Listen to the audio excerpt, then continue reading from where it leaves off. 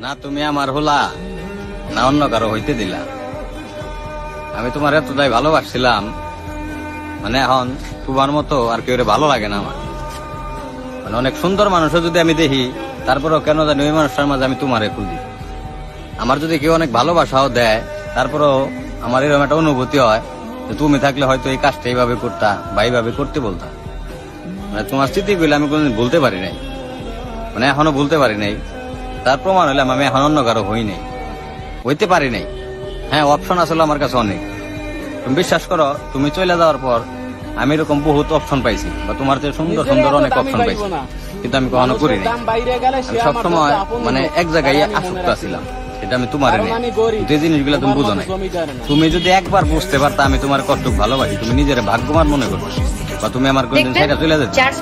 তারপরও দেখো, তুমি আমার এতটা কষ্ট দিলে, তারপর আমি কোনো খারাপ ব্যবহার করি। ভালো থাকো, আল্লাহ তোমার ভালো রাখো।